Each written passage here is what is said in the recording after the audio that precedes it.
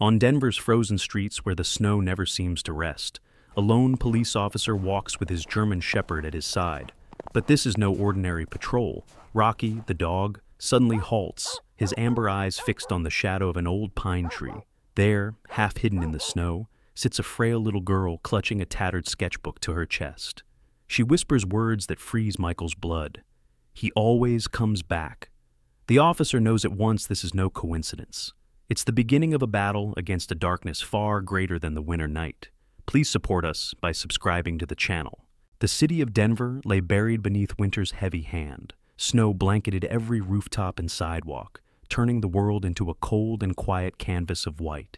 The storm had passed hours earlier, but the air still bit with sharp teeth, and every gust of wind carried glittering shards that stung the skin.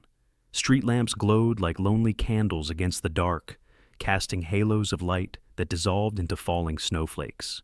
In the heart of the city, City Park sprawled silent and deserted, its frozen lakes silver under the moon, its benches stiff with frost, its pines bending beneath the weight of ice. Officer Michael Carter trudged across that snow, his boots pressing deep into the brittle surface with a crunch that echoed in the stillness. He was 36, broad-shouldered, tall, his body honed by years of police duty. His short brown hair carried faint silver streaks at the temples, a reminder that grief could age a man more quickly than time. His hazel eyes, sharp and steady in daylight, held shadows tonight, the shadows of a past loss that refused to leave him. He wore the standard winter police uniform of dark navy, the thick coat zipped high, black snow boots hardened against the ice, and a heavy utility belt cinched around his waist.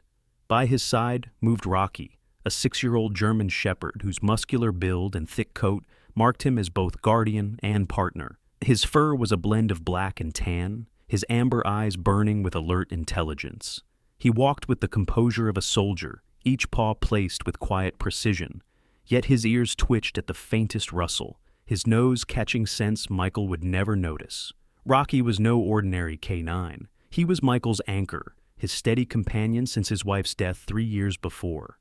Emily's absence had hollowed Michael, leaving nights unbearable, but Rocky had been there, breathing, waiting, steady, when grief might have swallowed him whole.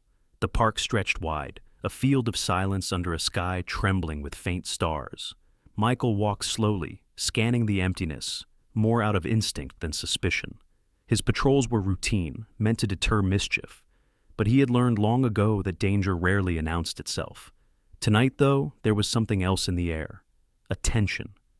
Rocky felt it first. The German shepherd stopped abruptly, his paws digging into the snow, his body stiffening. His amber eyes fixed on the shadows near a tall pine tree at the far end of the park. Michael followed his gaze. At first, he saw nothing but roots curling up through the drifts like skeletal hands. But then, his breath hitched. A figure. She was small, no more than 8 years old. Frail, almost swallowed by the darkness, her light brown hair tangled into messy strands around a pale, pinched face.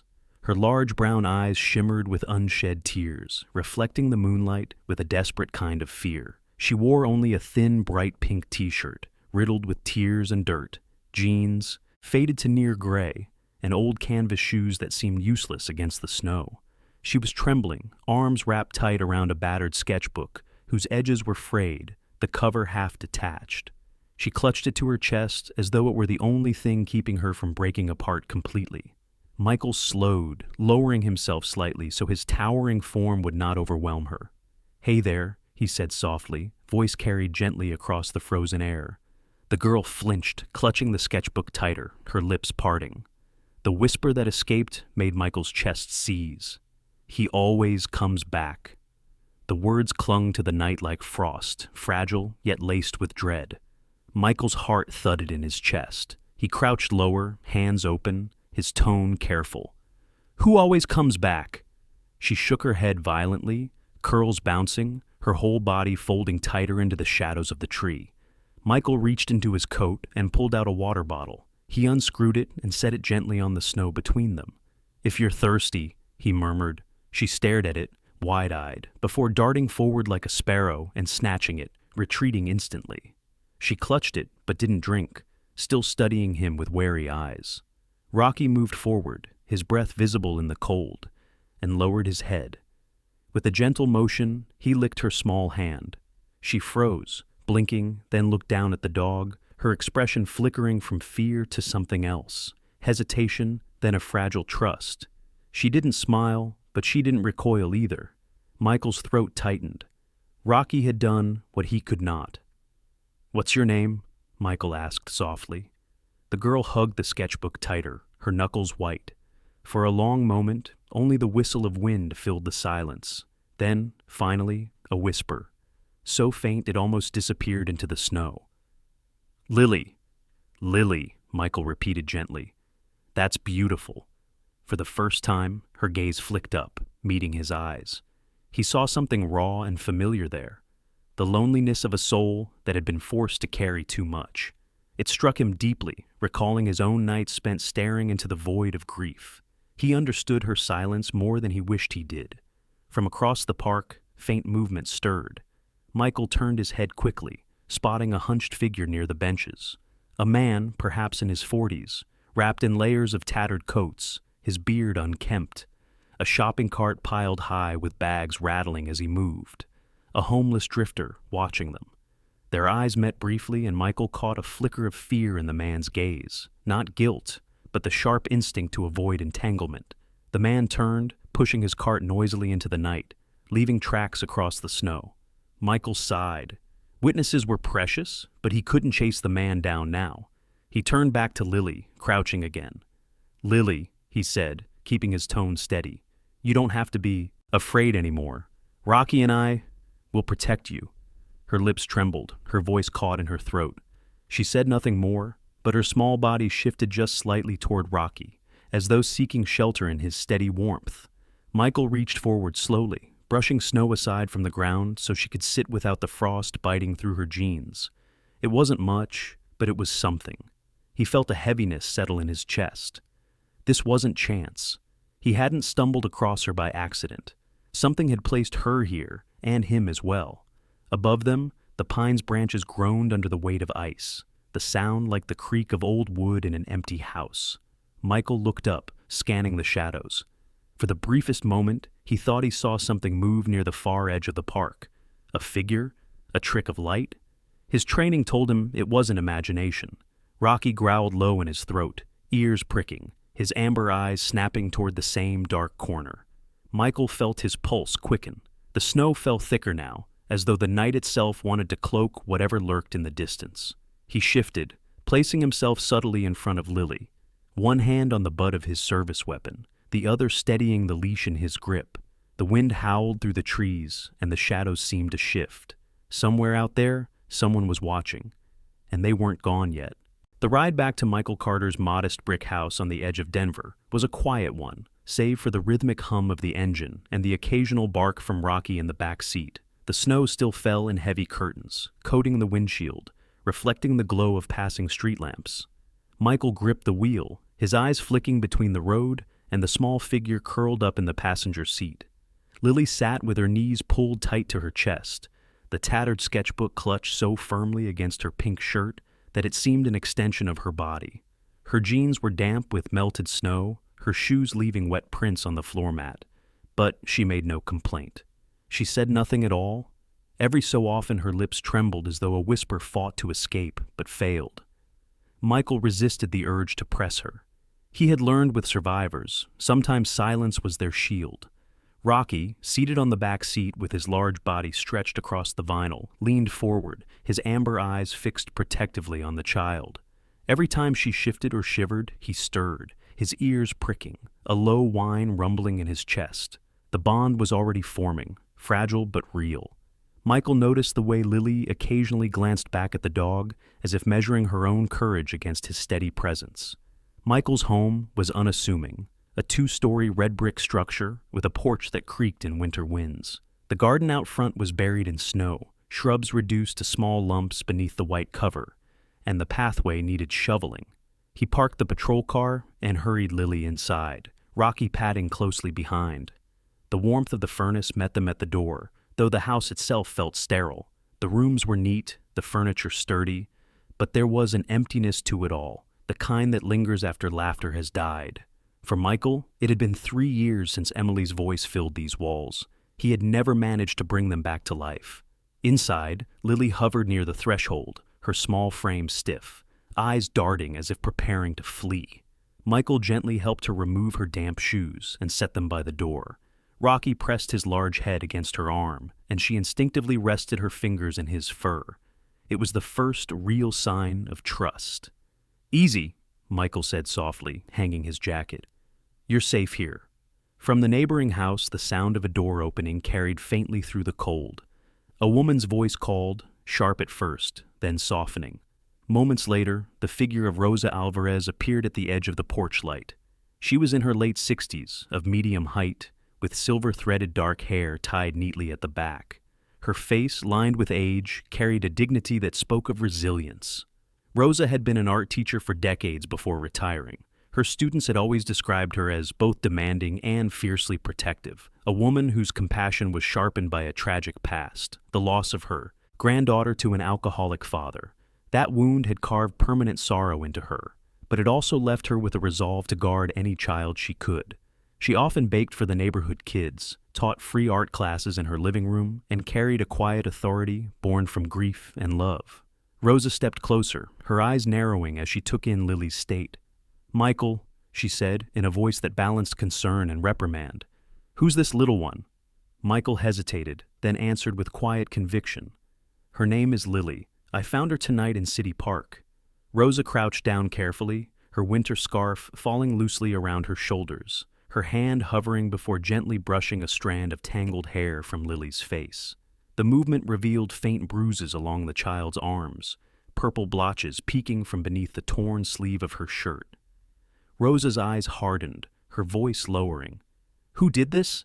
Lily tensed, hugging the sketchbook tighter. No answer, just silence. Rosa exhaled slowly, straightening up, her jaw set. "Bring her inside. No child should stand shivering in a doorway." Michael guided Lily toward the couch. Rocky followed, circling once before lying down directly beside her, his body a protective wall between her and the room. The girl lowered herself onto the cushions, cross-legged, her sketchbook balanced carefully on her knees. With trembling fingers, she opened it.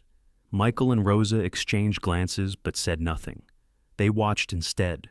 Lily's pencil scratched across the page in frantic strokes, dark shapes emerging, jagged, monstrous figures with twisted claws, shadows that loomed over a small child huddled in the corner. Next to them, she drew another image, a man with long arms clutching ropes, faceless but terrifying in its size. And then, at the bottom of the page, she sketched something else entirely, a faint figure with wings, blurred but protective, standing before the child like a barrier. Michael's throat tightened. Rosa's eyes glistened. The monsters were self-explanatory, but the angel? Was it hope? A mother's memory? Something or someone Lily believed might still save her? The moment was broken by the metallic thump of the mailbox outside. Michael frowned, rising from his chair. Snow swirled as he stepped back onto the porch, retrieving a small folded piece of paper that sat ominously among junk mail. He unfolded it beneath the porch light. The words scrawled in block letters stabbed through him. "She's mine. Stay away." His heart pounded as he scanned the street. The snowfall muted everything, but a shadow moved just beyond the reach of the light.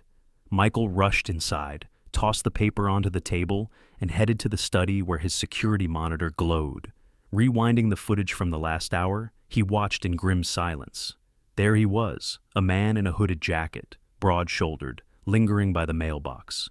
He kept glancing around, shifting, his weight, scanning the house with predatory caution. When he turned slightly, the camera caught his face. Victor Kane. Michael had never met him, but the recognition was instant. The strong jawline, the restless eyes.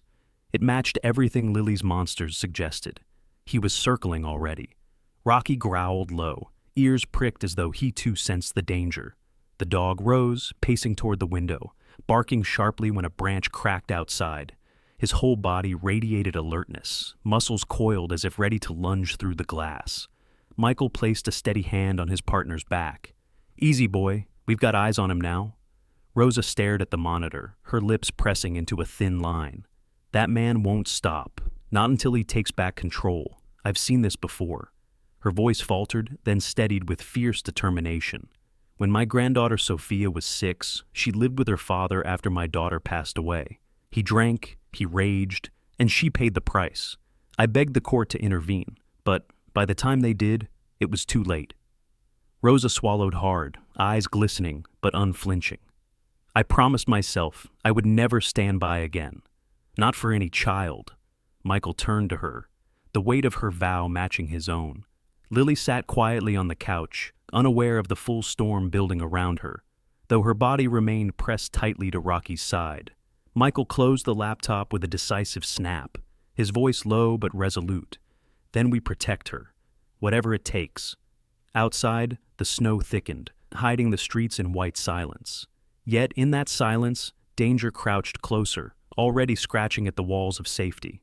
The snow had barely melted from Michael Carter's patrol car when he pulled into the lot of Denver's Child Protective Services the following morning. Dawn was weak, filtered through heavy clouds, and the city still shivered under layers of white. His house had been tense the entire night. Every creak, every groan of wood made Rocky bark, pacing the windows, while Lily had clutched her sketchbook until her knuckles went white. She'd dozed eventually on the couch, but not without jerking awake at shadows, whispering words that cut Michael deeper than he cared to admit. "Don't let him find me."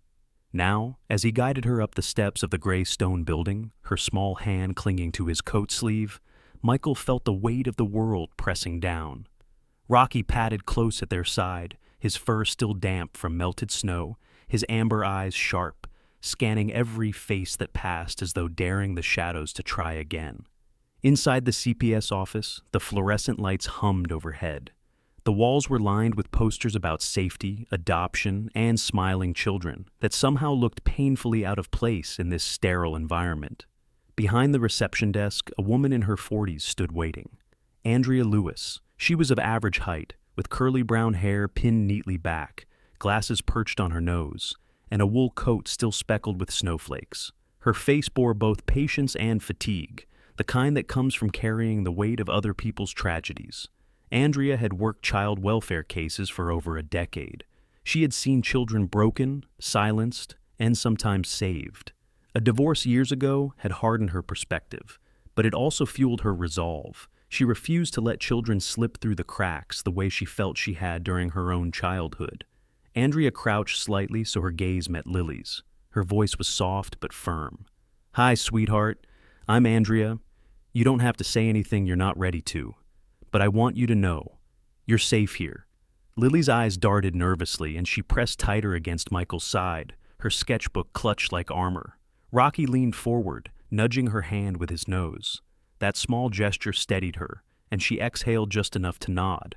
Andrea rose, giving Michael a measured look. "Why don't we sit down in my office? Less noise, more privacy." The office was warmer, decorated with children's drawings taped to the walls. Sunflowers, houses, stick figure families. A box of crayons sat on the desk. Andrea slid them across to Lily. "Sometimes it's easier to draw than talk," she said gently. For a moment, Lily just sat there, pencil hovering above her sketchbook. Her lips parted, but nothing came. Michael crouched beside her chair, resting his hand lightly on the back. "It's okay," he whispered. "You don't have to rush." Finally, Lily's voice came, brittle but audible. "He hurt me." She stopped, squeezing the book so tightly the paper bent. Her next words were shards of glass in the quiet. "He hurt my mom, too." Michael's jaw clenched, heat surging in his chest. Andrea's expression hardened, though her tone remained calm. She reached across the desk, laying her pen aside. "Lily, thank you for telling me. That was brave. None of this is your fault." She turned to Michael, lowering her voice. "If what she says is true, and I believe it is, then Victor Kane is dangerous. Men like him don't let go. He will come back, and when he does, it won't just be for her." Michael nodded once, jaw tight. "Then he'll have to go through me." But outside CPS walls, the storm was already spreading. Across Denver, photographs splashed across screens and tabloids, grainy shots of Michael in uniform leading Lily, Rocky pacing at his side. Headlines screamed, "Billionaire turned cop kidnaps child to fill the void of loneliness," or "Hero protecting runaway." The details twisted with every retelling, journalists weaving narratives as though truth were optional. In break rooms and patrol stations, whispers spread. By the time Michael returned to his precinct later that afternoon, the weight of it hit him. His colleagues, the same men and women he'd served alongside for years, watched with wary eyes. Some nodded quietly, but others looked at him with suspicion, lips curling as though his devotion had crossed into obsession. At the locker room door, Sergeant Mark Davies, a broad-shouldered man in his 40s with thinning blonde hair, stepped in front of him. "Mike," he said gruffly, "you're making waves. The captain's under pressure. The press has your name tied up in this mess, and people are asking questions. They think you're too involved." Michael's hazel eyes hardened. "This isn't about reputation. This isn't about my career. Justice is not a career. It's a vow. You think I can look at her bruises, listen to her whispers, and do nothing?" Davies exhaled, stepping aside. "Just know, not everyone's going to stand behind you." Michael pushed past, the words burning like ice. Back at the house that night, exhaustion clung to every wall. Rosa Alvarez had stopped by with a casserole, her silver hair tied in its usual neat bun. She helped Lily with sketches at the kitchen table, her voice soothing, encouraging, as though art could rebuild what had been broken. Michael was grateful, but too restless to sit. Every creak of the house had his hand twitching toward his gun. Rocky patrolled the rooms, as if he too sensed the invisible enemy pressing closer. That night, Lily woke screaming. The sound knifed through the house, raw and desperate. Michael rushed from his bedroom, but Rocky was faster, leaping onto the couch where Lily thrashed, her small body tangled in blankets. The dog pressed himself against her side, his weight grounding her. She clutched his fur desperately, her sobs slowly easing as his warmth and steady breathing calmed her terror. Michael stood at the doorway, throat tight, watching the bond form before his eyes. It was more than comfort. Rocky was becoming her guardian angel, the very figure she had drawn with faint wings in her sketchbook. Michael stepped closer, crouching by the couch. "It's okay, Lily," he whispered. "He can't reach you here." Her trembling slowed, and she finally drifted back into a fragile sleep, her small hands tangled in Rocky's coat. Michael sat back, exhaustion washing over him. Yet beneath it was something else, a fierce determination. He wasn't just a cop protecting a case. He was a man protecting a child who had been abandoned by too many. But Andrea's warning still echoed. Victor will not stop. The law was supposed to protect, but in this city, Michael knew too well how truth could be twisted, how evidence could be buried, how abusers learned to play the system. The headlines already framed him as unstable, his colleagues whispered. If Victor moved swiftly through the courts, Michael might lose Lily before he could even stand in front of a judge. And somewhere in the Denver night, Victor Kane was waiting, smiling in the shadows, certain he still had the upper hand. The night was one of those Denver nights when the snow came down in heavy sheets, muffling the world into silence. Roofs sagged under the weight, cars disappeared under white mounds, and the trees in Michael Carter's yard bent low, their branches snapping under the burden of ice. The quiet was deceptive, peaceful to anyone passing by. But inside Michael's house, every creak, every whistle of the wind was received with tension. The threat of Victor Kane was no longer a shadow. It had grown into a presence that pressed at the edges of the walls, waiting for its moment. Michael sat at the kitchen table, his service weapon laid beside a cup of untouched coffee. Rosa Alvarez dozed lightly in the armchair near the living room, her silver hair tied in a loose bun, glasses sliding down the bridge of her nose. Even in rest, she looked weary but steadfast, like someone who had weathered too many storms to ever sleep deeply again. Across from her, Lily had curled up on the couch under a heavy blanket, Rocky pressed tightly against her side. The dog's eyes were open, alert, ears pricked toward every sound. At 1:47 a.m., Rocky suddenly lifted his head, his amber eyes flashing toward the back of the house. A low growl rumbled in his chest, deep and primal. Michael's hand snapped to his gun before the sound reached his ears, a faint scrape of metal against wood. He rose silently, signaling to Rosa with one finger to stay quiet. She stirred, instantly alert, her gaze flicking toward Lily. Michael whispered hoarsely, "Take her to the safe room, now." Rosa moved quickly, shaking Lily awake. The girl blinked in confusion until Rocky barked sharply, the sound like an alarm bell tearing through the silence. The scraping grew louder. Then, with a sudden crack, the back door shuddered violently. Michael guided them down the hall, Rosa clutching Lily's small, trembling hand. The girl's sketchbook pressed desperately against her chest. Michael ushered them into the reinforced room, a converted storage closet with steel lining and a lock strong enough to withstand force. "Don't open this door for anyone but me or the police," he told them firmly. Lily's lips quivered. "It's him." Michael forced calm into his voice. "I won't let him touch you. Not tonight. Not ever." He locked the door just as another blow struck the back entrance. Michael sprinted back toward the kitchen, dialing 911 as he crouched behind the island. "This is Officer Michael Carter. My home is under attack. Suspect is armed and attempting entry." The dispatcher's calm voice confirmed units were on the way, but the pounding in his ears drowned everything else. The back door splintered open with a crash. Snow gusted into the kitchen, followed by a hulking figure in a dark hooded jacket, crowbar gripped in one hand, a duffel bag slung over his shoulder. Victor Kane. His face was twisted, eyes wide with rage, breath steaming in the frozen air. The duffel slid to the ground, spilling its contents onto the snow-dusted tiles.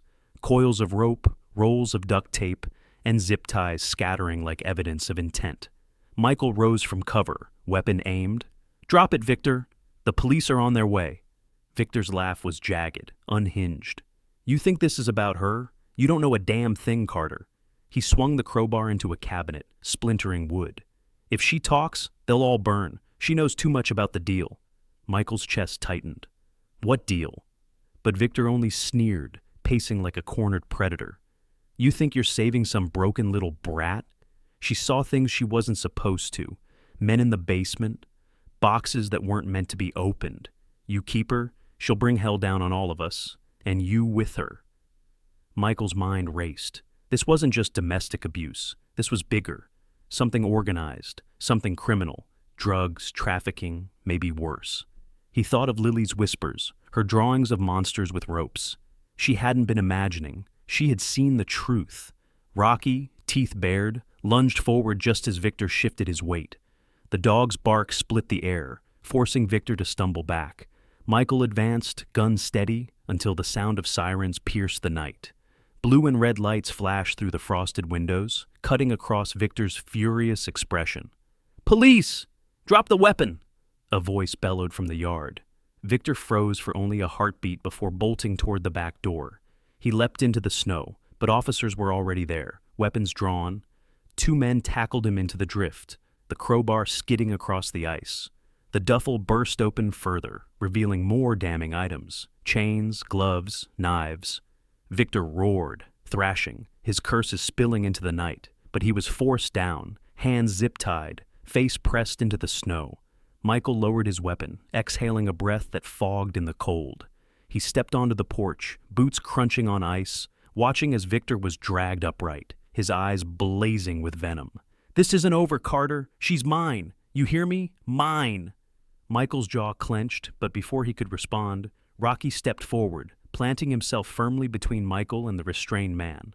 The dog's body was stiff, ears flat, teeth bared in a snarl that silenced even the officers. One of them, a young cop with wide eyes, muttered, "Damn, that dog would throw himself through fire for her." Michael crouched, placing a steady hand on Rocky's back, calming him. "He already has," he said quietly. As Victor was shoved into the back of a patrol car, the storm raged harder, snow swirling like a curtain between predator and prey. Michael's gaze lingered on the shadows Victor left behind, heavy with unspoken truths. The threat wasn't just one violent man, it was something larger, lurking beneath the surface, a network waiting in the dark. Inside the safe room, Lily trembled in Rose's arms, eyes wide with terror. When Michael unlocked the door and crouched to meet her gaze, she whispered through her tears, "I saw them. In the basement. Men. Boxes. They told Victor I wasn't supposed to be there. They said, if I told anyone." Her voice broke into sobs. Michael gathered her carefully, Rocky pressing close, his amber eyes never leaving the window. For the first time, Michael understood. Protecting Lily wasn't just about shielding her from one monster. It was about unraveling an entire web of darkness, and that meant the storm outside was only beginning. The courthouse in downtown Denver loomed gray and solemn against the pale winter sky. Snow still clung stubbornly to the marble steps, and the wind blew sharp across the square, scattering paper and chilling every exposed hand. Inside, however, the atmosphere was hotter than the storm outside. Reporters lined the hallway with flashing cameras, their voices rising as Michael Carter walked past with Lily at his side and Rocky pressed firmly against her legs like a bodyguard. Rosa Alvarez followed close behind, her silver hair pinned tight, her lips pursed with determination. Each click of a camera felt like a verdict delivered before the trial even began. The courtroom itself was austere, wood panels glowing faintly under fluorescent lights. At the front sat Judge Rebecca Halpern, a woman in her late 50s with salt and pepper hair tied back neatly, a black judicial robe draped over her tall frame. Her face carried years of stern decision-making, but behind the sharpness was a warmth she rarely let slip in public. Known throughout Colorado's courts for her sharp intellect and no-nonsense rulings, Halpern was a judge who had seen too many children fall through cracks and too many predators slip through loopholes. Her mother had been a community activist during the 1960s, and that legacy of social justice burned in Rebecca's veins, shaping her career into one of fierce fairness. At the defense table sat Victor Kane, his hair disheveled, his face freshly bruised from his recent arrest. He wore a dark suit that hung poorly on his hulking body, but his expression carried a smugness that even shackles couldn't erase.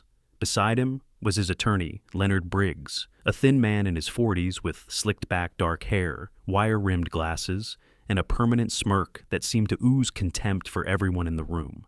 Briggs was known in Denver for defending the indefensible, a man who bent technicalities until they snapped and often won cases others refused to touch.